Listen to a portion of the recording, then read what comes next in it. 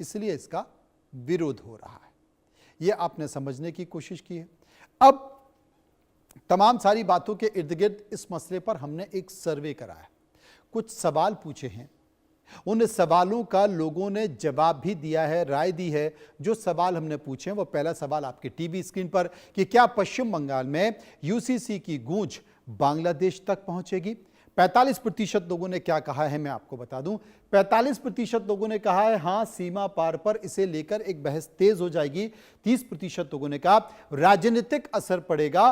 25% लोगों ने कहा नहीं, ये भारत का मामला है। इसके साथ साथ सर्वे का दूसरा सवाल जो हमने लोगों से पूछा कि क्या यूसीसी के बाद बांग्लादेश से अवैध घुसपैठ पर दबाव बढ़ेगा, तो लोगों की राय 41% लोगों ने कहा घुसपैठियों की पहचान आसान होगी। 21% लोगों ने कहा नहीं, यूसीसी का इससे संबंध नहीं है।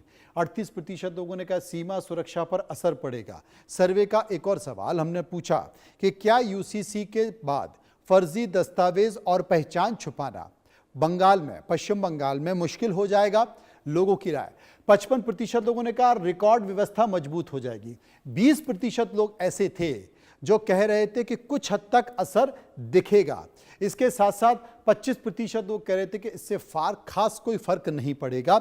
सर्वे का एक और सवाल जो हमने लोगों से पूछा कि क्या बंगाल में यूसीसी से बांग्लादेश को राजनीतिक संदेश देने की कोशिश हो रही है। 42% लोगों ने कहा सीमा पार पर इसका दिखावा जरूर हो रहा है, दिखाना जरूरी है। 37% लोगों ने कहा दोनों बातें हो सकती हैं। कौन कौन सी?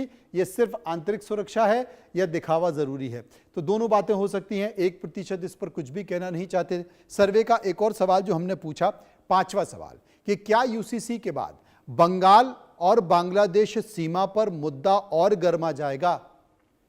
30% लोगों को क्या कहना था, घुसपैठ नागरिकता पर बहस बढ़ेगी। 40% लोगों ने कहा सुरक्षा एजेंसियों की भूमिका यहां पर बढ़ जाएगी। 25% ने कहा यूसीसी का सीमा विवाद से मतलब नहीं है, ऐसा उन्होंने कहा। और 5% इस पर कुछ भी कहना नहीं चाह रहे हैं।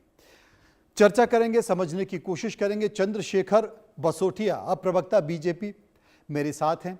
शुएब चौधरी बांग्लादेशी पत्रकार मेरे साथ मौजूद हैं। शाजिद रशीदी मुस्लिम इस्लाकार मेरे साथ मौजूद हैं। संजय चक्रवर्ती भी मेरे साथ मौजूद होंगे। सबसे पहले मैं चलूँगा रशीदी साहब के पास, क्योंकि पश्चिम बंगाल में इस बात का बहुत विरोध हो रहा है, उनके पास मैं आऊँगा। लेकिन उनसे पहले मेरे साथ हमारे बांग्लादेश के साथी शुएब चौधरी जुड़े हैं। एक बार समझने की कोशिश करते हैं। शुएब चौधरी, बीजेपी की सरकार जब से आई है तो बहुत सारे काम वहाँ पर कर रही है, इनोवेशन करने की कोशिश कर रही है। पश्चिम बंगाल में कुछ लोग, विपक्षी पार्टियां विरोध कर रही हैं। क्या बांग्लादेश में भी यूसीसी को लेकर तल्खियां देखी जा रही हैं जो पश्चिम बंगाल में हो रहा है? विधानसभा में प्रस्ताव पास किया जा रहा है। बहुत बहुत धन्यवाद मन्ना भाई। देखिए, बांग्लादेश में अभी ये यूसीसी को लेके कोई चर्चा ऐसे नहीं हो रहा है कि मेरी नजर में नहीं आया जी, ना तो मीडिया में ना सोशल मीडिया में। दूसरी वजह भी ये भी हो सकता है कि बांग्लादेश में अभी बहुत सारे अदर इश्यूज है जिसको लेके लोग परेशान है।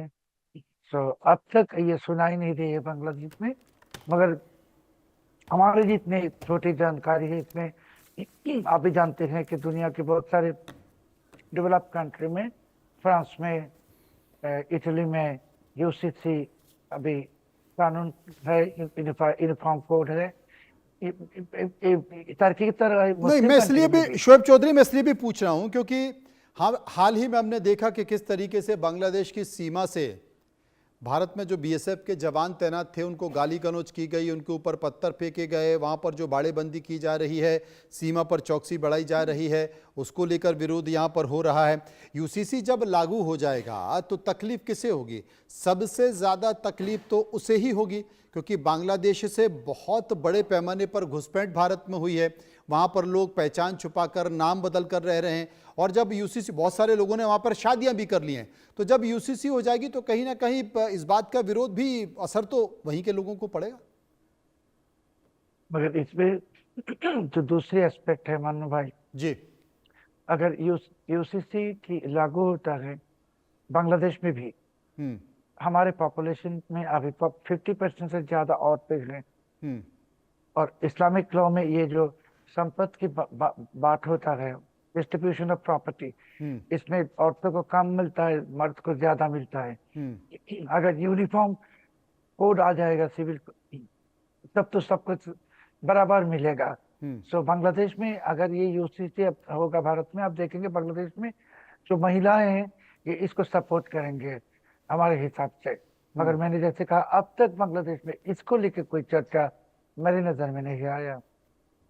बिल्कुल आप सही कह रहे हैं कि कम से कम इससे एक समानता का अधिकार तो मिल जाता है, पुरुष और महिलाओं के बीच का जो जो जो एक असमानता जैसी स्थिति है वो खत्म होती है।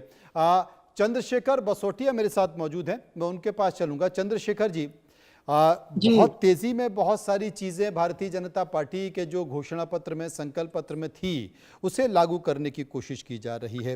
हालांकि यूसीसी, यूनिफॉर्म सिविल कोड, समान नागरिक संहिता बहुत जल्दी देश के तमाम जितने भी बीजेपी शासित राज्य हैं वहां पर भी इसे लागू किया जा रहा है। असम में किया गया, इसे उत्तराखंड की विधानसभा में पास किया, मध्य प्रदेश ने कर दिया, छत्तीसगढ़ ने कर दिया, पश्चिम बंगाल करने जा रहा है। इसके पीछे की सोच क्या है, आपकी सोच क्या है? देखिए, सबसे पहले तो आपने एक शब्द को थोड़ा सा रेक्टिफाई करूं।